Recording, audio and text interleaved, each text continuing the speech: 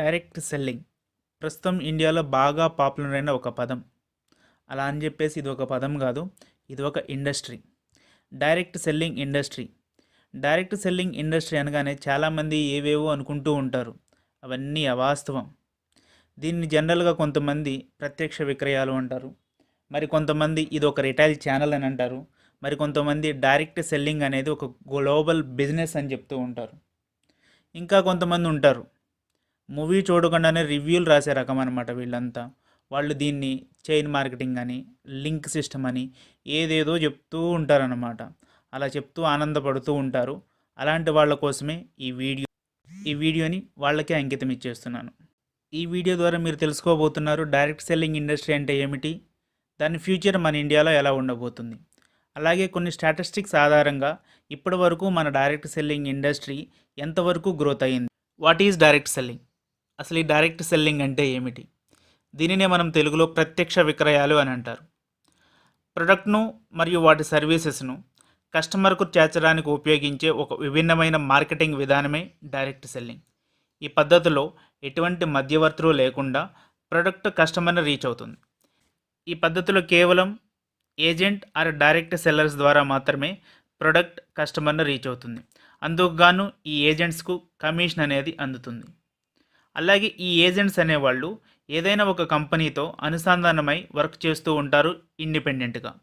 ప్రొడక్ట్ని retail చేయడంలో ఒక successful method అయిన డైరెక్ట్ సెల్లింగ్కి చాలా పెద్ద హిస్టరీనే ఉంది.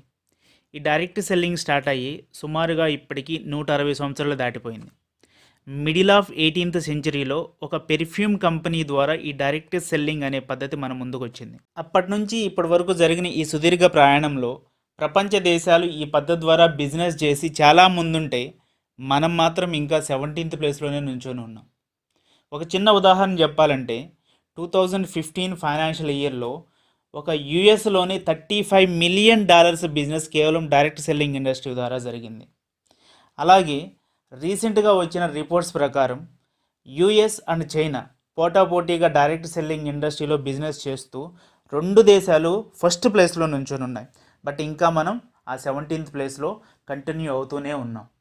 ఇప్పటికైనా సరే మనం చాలా హర్షించదగ్గ విషయం ఏమిటి అంటే మన భారత ప్రభుత్వం ఈ డైరెక్ట్ సెల్లింగ్ ఇండస్ట్రీకి ఉన్న వాల్యూని ఈరోజు గుర్తించడమే కాకుండా 2016 సెప్టెంబర్ 9వ తారీఖున డైరెక్ట్ సెల్లింగ్ ఇండస్ట్రీని మన ఇండియాలో డెవలప్ చేయడానికి, అలాగే దాన్ని మానిటరింగ్ చేయడానికి మోడల్ గైడ్లైన్స్ని ఫ్రేమ్ చేసి రిలీజ్ చేసింది.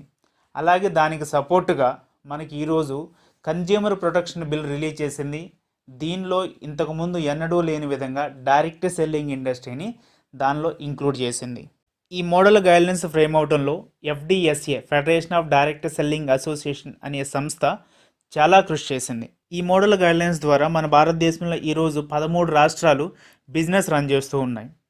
వాటిలో మన తెలుగు రాష్ట్రాలైన ఆంధ్రప్రదేశ్, తమిళనాడు, అలాగే ఒడిస్సా, మిజోరాం, వెస్ట్ బెంగాల్, సిక్కిం, ఛత్తీస్గఢ్, రాజస్థాన్, కేరళ, తమిళనాడు, గోవా, మహారాష్ట్ర, హిమాచల్ ప్రదేశ్ ఎక్సెట్రా.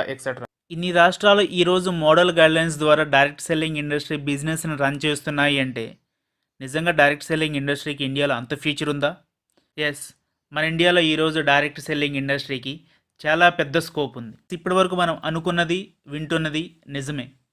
ఈరోజు మన ఇండియాలో డైరెక్ట్ సెల్లింగ్ ఇండస్ట్రీకి చాలా పెద్ద స్కోప్ ఉంది. అది ఎలా చెప్పగలమంటే దీనికోసం ఒక్క 4 సంవత్సరాలు వెనక్కి వెళ్ళి మాట్లాడుకుందాం. 2015 సంవత్సరంలో ఫిక్కీ అండ్ KPMG అనే సంస్థలు ఒక యాన్యువల్ రిపోర్ట్ను రిలీజ్ చేశాయి. ఈ రిపోర్ట్ ప్రకారము డైరెక్ట్ సెల్లింగ్ ఇండస్ట్రీలో 17th ప్లేస్లో ఉన్న మనము 2025 కల్లా 64,500 కోట్ల టర్నోవర్ చేయబోతున్నాం. అలాగే ఈ డైరెక్ట్ సెల్లింగ్ ఇండస్ట్రీ ద్వారా 18 మిలియన్ పీపుల్కి మనం ఎంప్లాయ్మెంట్ అనేది క్రియేట్ చేయగలుగుతున్నాం. అలాగే ఇంకొక ఫ్యాక్ట్ ఏమిటి అంటే ఇంత పెద్ద మార్కెట్లో 60% కాంట్రిబ్యూషన్ ఉమెన్స్దే ఉండబోతుంది. రిపోర్ట్ అయితే మంచిగా ఉంది. 7,000 కోట్లు ఉన్న బిజినెస్ 2025 కల్లా 64,000 కోట్లు వెళ్తుందంటే ఓకే, వినడానికి చాలా బాగుంది. బట్ నిజంగా ఈ రిపోర్ట్ని అంత సీరియస్గా తీసుకోవాలా మనం? ఎస్, ఈ రిపోర్ట్ని మనం చాలా సీరియస్గా తీసుకోవాలి. ఎందుకంటే ఫిక్కీ అనే సంస్థ మన గల్లీల్లో పనిచేసే సంస్థ ఏమి కాదు. ఫిక్కీ 1927లో స్టార్ట్ అయింది. అలాగే ఈ ఫిక్కీ అనేది మన ఇండియాలో దాదాపు 2,50,000 కంపెనీలకి తన సర్వీసెస్ని అందిస్తూ ఉంటుంది. అలాగే ఇది ఎవ్రీ ఇయర్ మన ఇండియాలో జరగబోయే క్రయ విక్రయాల మీద, అంటే అమ్మకాలు కొనుగోలు మీద సర్వే చేస్తూ ఉంటుంది. ఇంత మంచి ఫ్యూచర్ ఉన్న డైరెక్ట్ సెల్లింగ్లో వర్క్ చేస్తే మనకొచ్చే లాభం ఏంది? దీనిలో పనిచేయడం వల్ల చాలా తక్కువ పెట్టుబడితోనే ఒక ఇండిపెండెంట్ బిజినెస్ అనేది స్టార్ట్ చేయవచ్చు. అలాగే ఎంప్లాయ్మెంట్ని క్రియేట్ చేయవచ్చు. దీనిలో పనిచేయడం వల్ల ఎలాంటి రిస్క్ అనేది మనకు ఉండదు. పెర్ఫార్మెన్స్డ్ బేస్డ్ ఇన్కమ్ మాత్రమే వస్తుంది. మనకు మంచి పర్సనాలిటీ డెవలప్మెంట్, వ్యక్తిగత ఎదుగుదల అనేది మనకు సాధ్యమవుతుంది. అలాగే క్వాలిటీ ఆఫ్ ప్రొడక్ట్ అనేది కేవలం డైరెక్ట్ సెల్లింగ్ ఇండస్ట్రీ ద్వారా మాత్రమే సాధ్యమవుతుంది. చేసే పనిలో మనకు ఇండిపెండెన్స్ అనేది లభిస్తుంది. ఇట్లా చెప్పుకుంటూ పోతే మనకు చాలా యూజెస్ అనేవి డైరెక్ట్ సెల్లింగ్ ఇండస్ట్రీ ద్వారా మనకు వస్తాయి.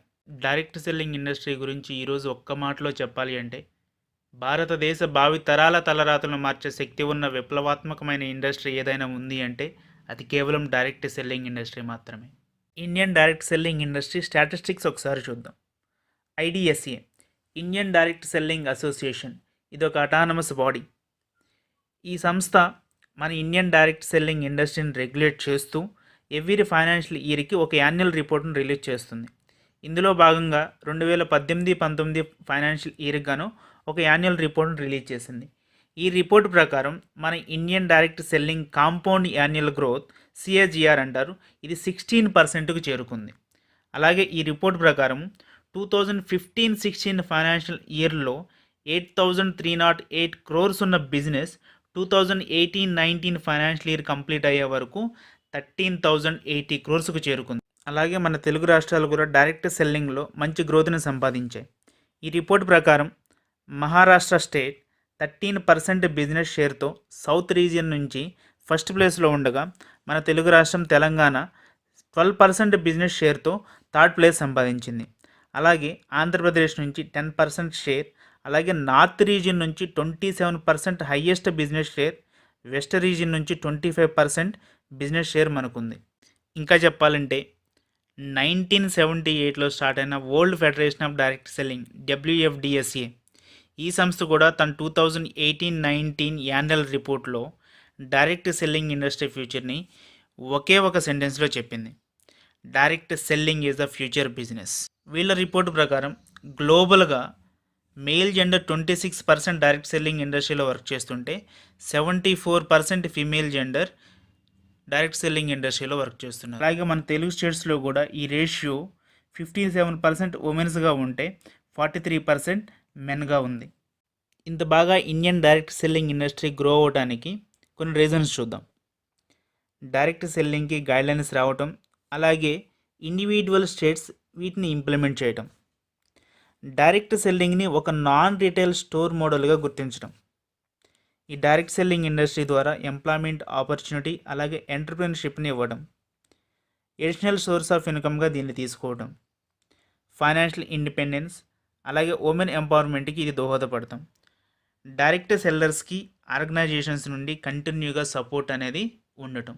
ఇలాంటి విషయాలు కొన్ని ఈరోజు మన ఇండియాలో డైరెక్ట్ సెల్లింగ్ ఇండస్ట్రీ గ్రోత్కి దోహదపడుతూ ఉన్నాయి. ఇంత గ్రోత్ ఉన్న ఈ ఇండస్ట్రీని ఇప్పటికీ తక్కువగా చూసేవాళ్ళు చాలామంది మనలో ఉన్నారు. ఇంకా దానికి రీజన్ డైరెక్ట్ సెల్లింగ్ ఇండస్ట్రీ కాన్సెప్ట్ని తప్పుగా అర్థం చేసుకోవటం.